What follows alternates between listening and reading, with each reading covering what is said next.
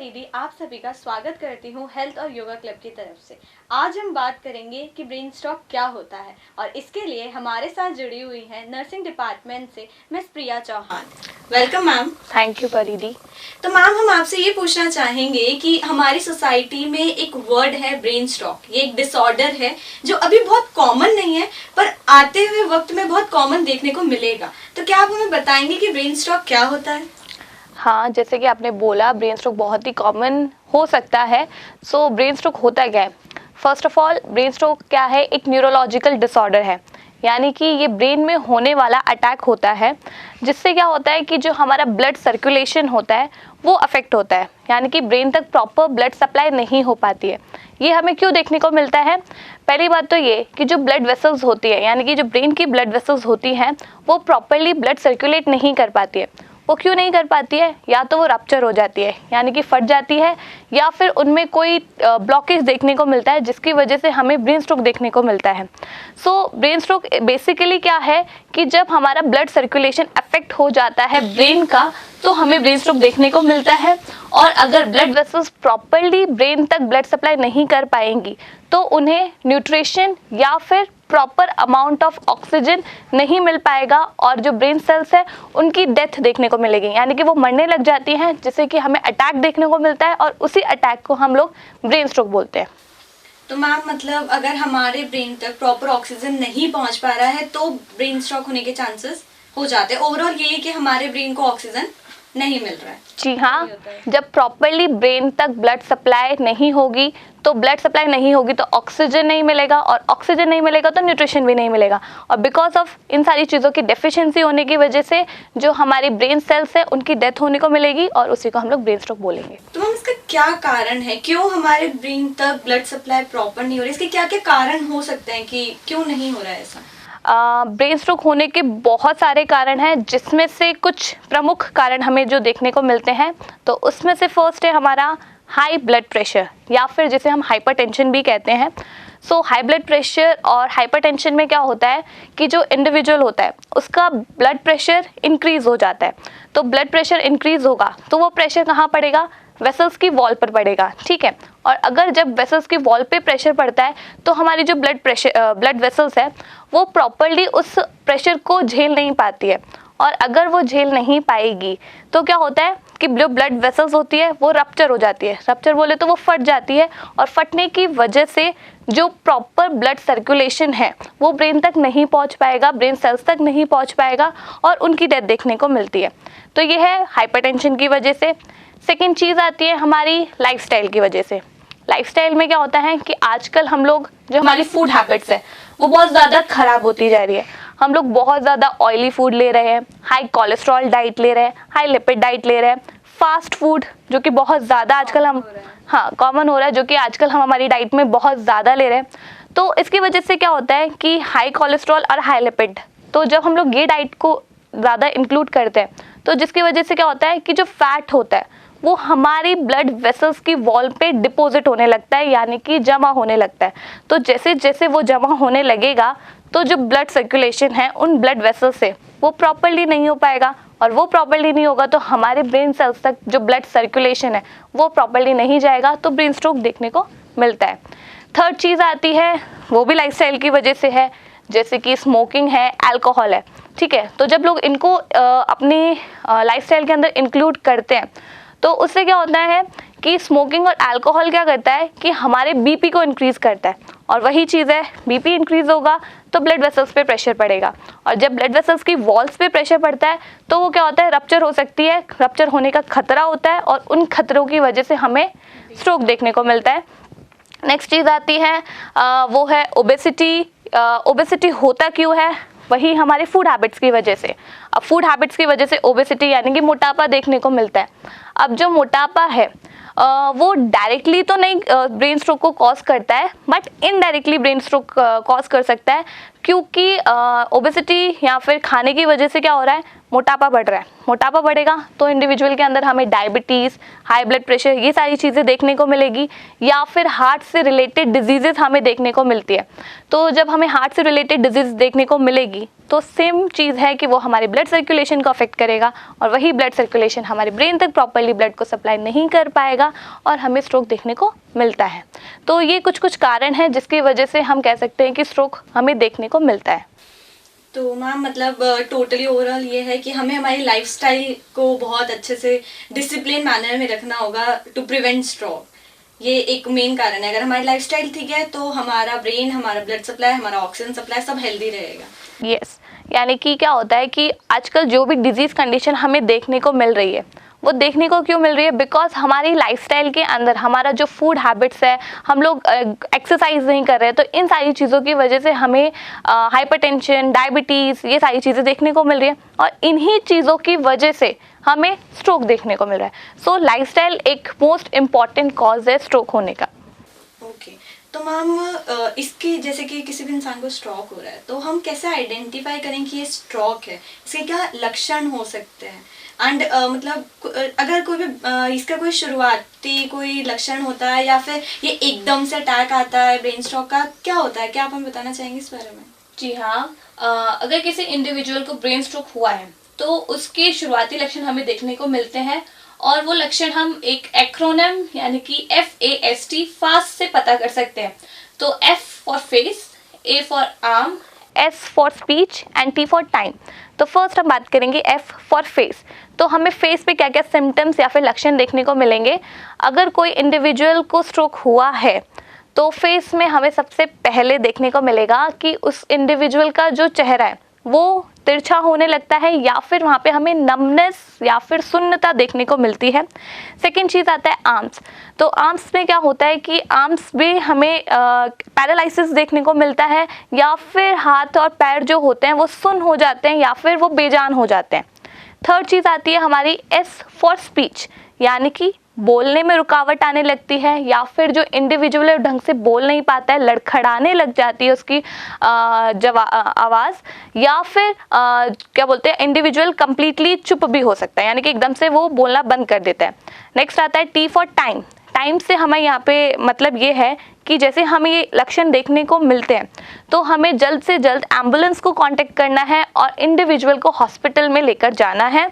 और जो स्ट्रोक होता है उसमें सर्दियों में भी हमें ज़्यादातर देखने को मिलता है। तो मैम जैसा आपने बताया कि सर्दियों में ज़्यादातर देखने को मिलता है, तो ऐसा क्यों कि सर्दियों में स्ट्रोक ज़्यादातर देखने को क्यों मिलता है? सर्दियों में स्ट्रोक ज़्यादातर देखने को मिलता है क्योंकि फर्स्ट ऑफ ऑल ये एक खतरनाक बीमारी है, यानी कि जानलेवा बीमारी है, जिसकी वजह से क्या होता है कि सर्दियों में जो स्ट्रोक का खतरा है वो और भी ज़्यादा बढ़ जाता है।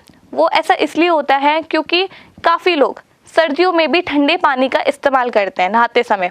तो जब वो ठंडा पानी अपने सिर पर डालते हैं तो उस समय क्या होता है कि जो हमारा सिर है, यानी कि जो हमारा मस्तिष्क है, वो उस टेम्परेचर को हैंडल नहीं कर पाता है।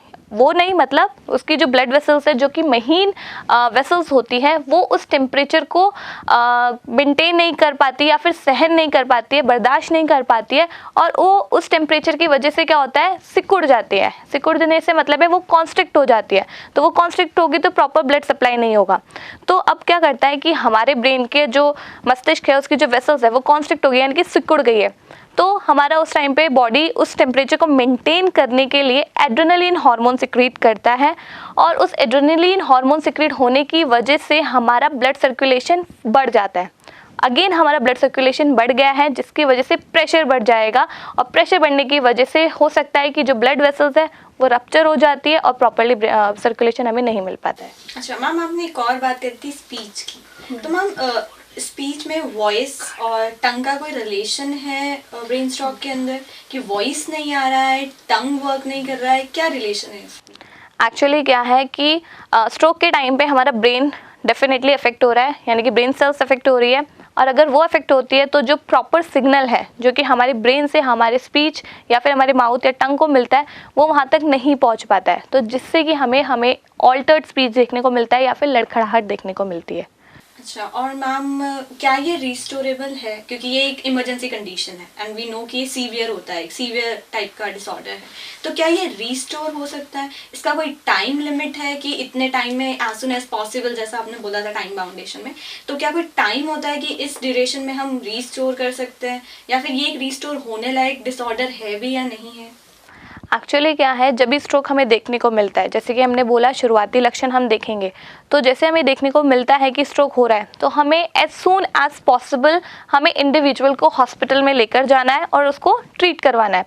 अब ये क्या होता है कि जब अगर हम उसको सून एज पॉसिबल, यानी कि अगर हम विद इन 4 आवर्स इंडिविजुअल को हॉस्पिटल लेकर चले जाएंगे, तो हो सकता है कि जो उसकी ब्रेन सेल्स है वो दोबारा से न्यूरोजेनेसिस की वजह से दोबारा से अपने सेल्स को रिस्टोर कर सकती है और रिपेयर कर सकती है, तो चांसेस रिकवरी के ज़्यादा बढ़ जाते हैं। अगर हम जितना डिले करते जाएंगे उतना ही रिकवरी डिले होगी, और हो सकता है कि इंडिविजुअल की जान भी जा सकती है, क्योंकि एक जानलेवा स्थिति है और एक इमरजेंसी कंडीशन है। तो जितना हो सके उतना जल्दी हमें इंडिविजुअल को हॉस्पिटल में ले जाना है और उसका प्रॉपर ट्रीटमेंट करवाना है, तभी जाके उसकी रिकवरी उतनी ही जल्दी हो सकती है। जितना लेट उतनी रिकवरी डिले होती जाएगी।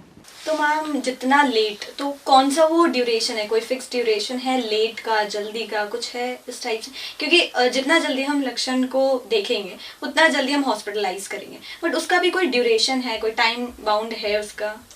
हाँ, अगर हम इंडिविजुअल को विद इन 4 आवर्स हॉस्पिटल में लेकर चले जाएंगे तो विद इन 4 आवर्स हो सकता है कि दोबारा से इंडिविजुअल रिकवर कर सके, उसकी ब्रेन जो है दोबारा से न्यू सेल्स का फॉर्मेशन कर सकता है।